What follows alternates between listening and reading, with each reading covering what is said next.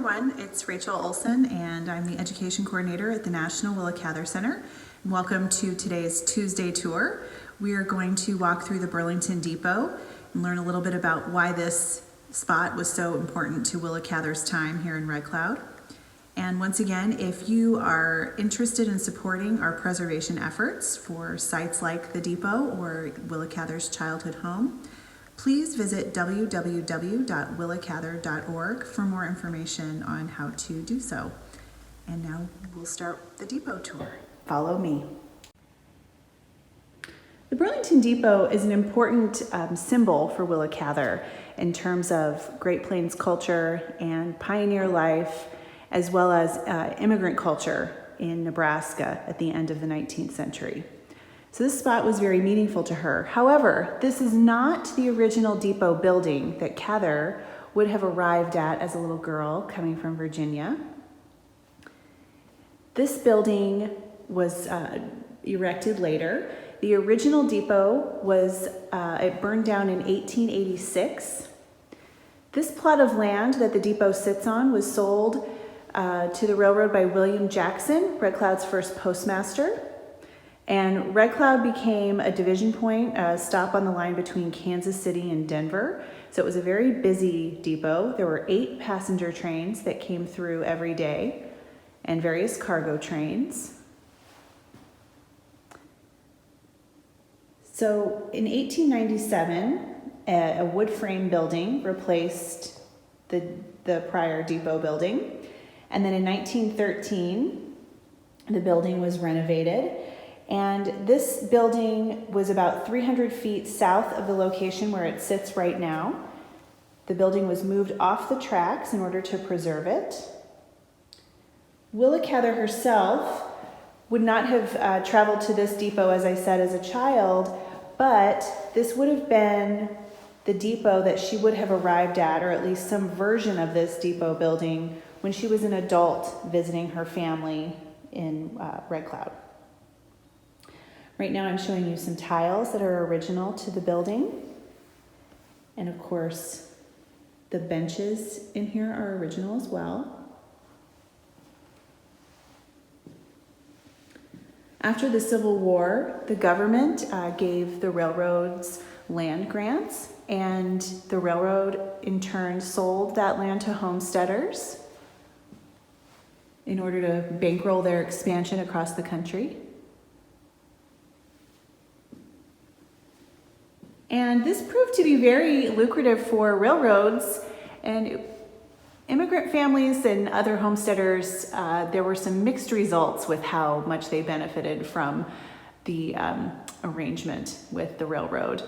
So here we have a poster that's in German, and it's a replica of a pamphlet that was available at Ellis Island.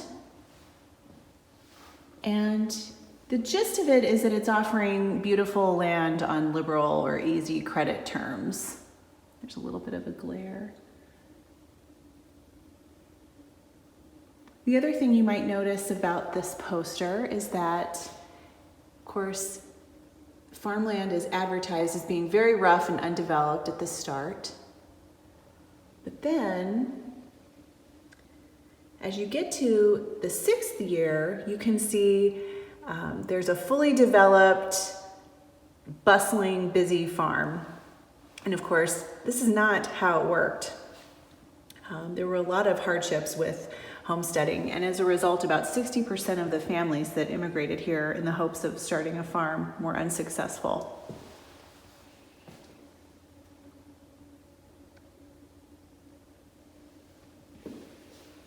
Here's a picture of the depot sometime before 1913. There's no canopy.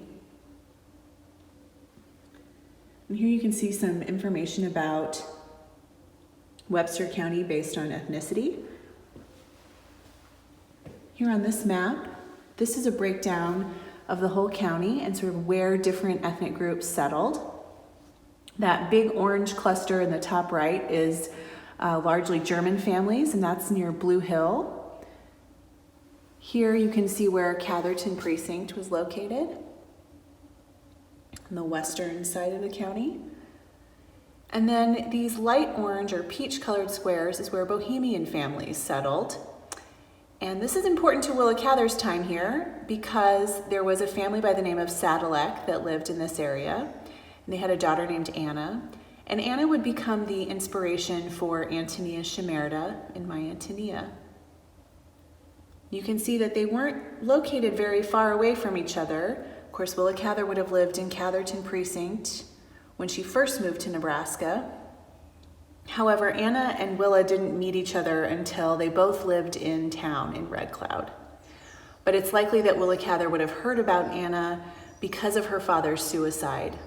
Just like Antonia's father in the novel, Anna's father committed suicide, and that would have been a story that circulated throughout the county.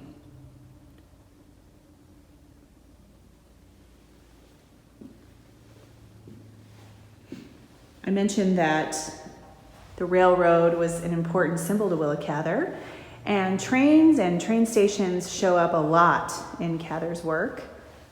Here in the station agent's office, you can see that there's a casket, which sort of calls to mind Cather's short story, The Sculptor's Funeral, which is a prominent scene, of course, at a train station. My Antonia opens at the depot. And the depot and trains make appearances in other novels as well, like Lucy Gayheart, Song of the Lark, and even Cather's short story, Death in the Desert. And that concludes our depot tour for today. And tune in next week when we will visit St. Juliana Catholic Church.